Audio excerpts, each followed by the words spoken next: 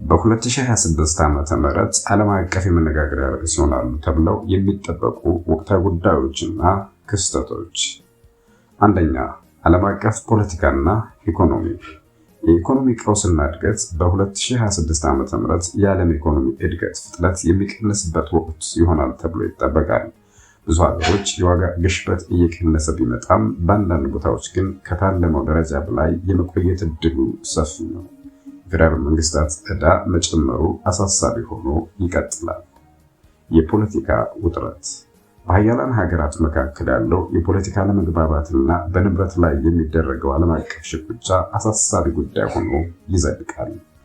ዋና ዋና ምርጫዎችና የፖሊሲ ለውጦች እንደ ቤኒን፣ ዩጋንዳ፣ ኮሎምቢያ እና ፔሩ ባሉ ሀገሮች የሚካሄዱት ፕሬዝዳንታዊና አጠቃላይ ምርጫዎች ዓለም አቀፍ ትኩረት ያገኛሉ።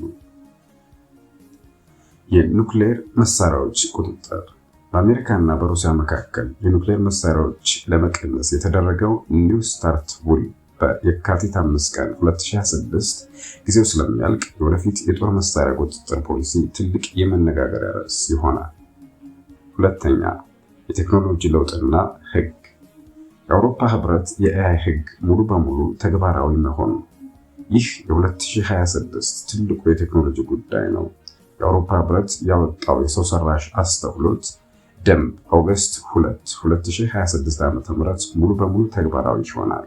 ይህም በአሜሪካም ሆነ በሌሎች ሀገሮች ላይ ከፍተኛ ተጽዕኖ ይኖረዋል። ግልጽነት የኤአይ ስርዓቶች ለመማሪያነት የተጠቀሙባቸውን የመረጃ ምንጮች በግልጽ እንዲያሳውቁ ይገደዳሉ። የቅጂ መብት የፈጣሪዎችን የቅጂ መብት የማክበርና ከቅጂ መብት ጥበቃ ስራዎች ውጭ የመሆን ግዴታ አለባቸው። ማንነትን ግልጽ ማድረግ በኤአይ የተፈጠሩ ወይም የተቀየሩ ይዘቶችን እንደ ዲፕ ፌክስ በተሰኙ ያሉ ምስሎች ላይ የሚሰሩትን ጽሁፎች ወይም ቪዲዮዎችን በኤአይ የተፈጠሩ ናቸው ተብሎ እንዲሰፍር አስገዳጅ ህግ ይወጣል። ሶስተኛ፣ የጠፈር በረራና ሳይንስ የአርጤምስ 2 ተልዕኮ እና ናሳ ሰዎችን ጭኖ ወደ ጨረቃ ምህዋር የሚዞረው አርጤምስ 2 የተባለው ታሪካዊ ተልዕኮ በየካቲት 5 ቀን 2026 ዓ.ም ወይም ከዛ በኋላ ወደ ህዋ የመምጠቅ እድሉ ከፍተኛ በመሆኑ የዓለምን ትኩረት ይስባል። አራተኛ፣ ዋና ዋና ዓለም አቀፍ ዝግጅቶች የክረምት ኦሎምፒክ በየካቲት ወር ከ6 እስከ 22 ቀን 2026 ዓ.ም በጣሊያን ሚላን እና ኮርቲና ዲ አምፔክ ከተሞች የሚካሄደው የክረምት ኦሎምፒክ እና ፓራ ኦሎምፒክ ይቀጥላል።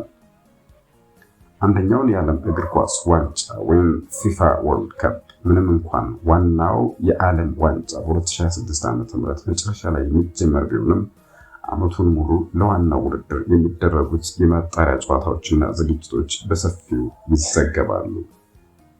ክሪኬት የአይሲሲ U19 የወንዶች ክሪኬት ዓለም ዋንጫ በዚምባብዌ እና በናሚቢያ ይካሄዳል።